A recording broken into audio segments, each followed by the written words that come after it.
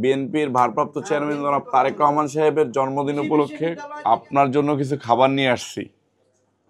আল্লাহ পাক রব্বুল আলামিন আমাদের প্রিয় নেতাকে খুব দ্রুত বাংলাদেশে ফিরিয়ে আনুক এবং বাংলাদেশের গণতন্ত্র রক্ষার জন্য উনি দেশের হাল ধরুক, এটা আমরা চাই। এবং আল্লাহ, আমার বাবা মাকে আমি যেভাবে করে খাবার দেই ঠিক একইভাবে তাদেরকে আমি খাবার দিয়েছি।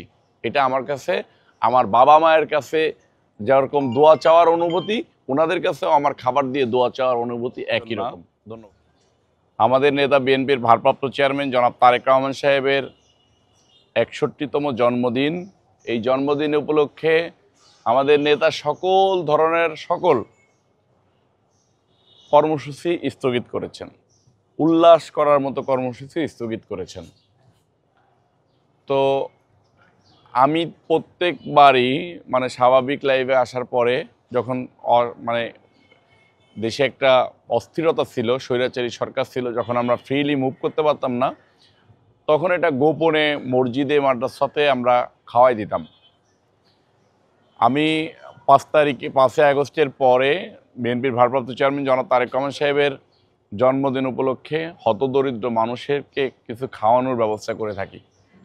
তো এইবার আমার কাছে ওই যে বাংলাদেশ প্রবীণ হিতৈষী সংঘ একটা প্রতিষ্ঠান, এটা শেরেবাংলা নগর থানাতে, এখানে কিছু মুক্তিযোদ্ধা আছে, কিছু এলিট শ্রেণী মানুষ আছে যারা একাকিত্ব বোধ করে এবং একা থাকে, যাদের পরিবার পরিজন বিভিন্ন জায়গায় চলে গিয়েছে, বিভিন্নভাবে রয়েছে, তাদেরকে এখানে রেখে গিয়েছে।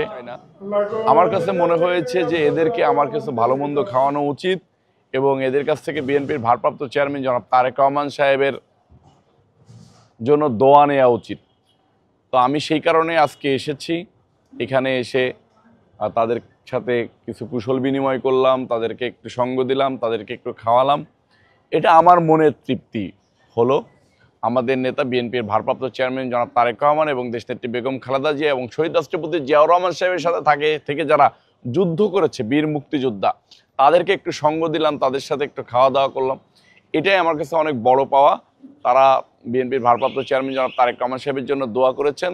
আল্লাহ পাক রব্বুল আলামিন আমাদের প্রিয় নেতাকে খুব দ্রুত বাংলাদেশে ফিরিয়ে আনুক এবং বাংলাদেশের গণতন্ত্র রক্ষার জন্য উনি দেশের হাল ধরুক, এটা আমরা চাই এবং আল্লাহর কাছে দোয়া চাই। আমি সবসময় প্রবীণ লোকদেরকে সম্মান করি, শ্রদ্ধা করি, ভালোবাসি। আমার কাছে তাদেরকে খাবার দিয়ে দেওয়ার সময় মনে হয়েছে যে আমার বাবা মাকে আমি যেভাবে করে খাবার দেই ঠিক একইভাবে তাদেরকে আমি খাবার দিয়েছি। এটা আমার কাছে, আমার বাবা মায়ের কাছে যেরকম দোয়া চাওয়ার অনুভূতি, ওনাদের কাছেও আমার খাবার দিয়ে দোয়া চাওয়ার অনুভূতি একই রকম। ধন্যবাদ।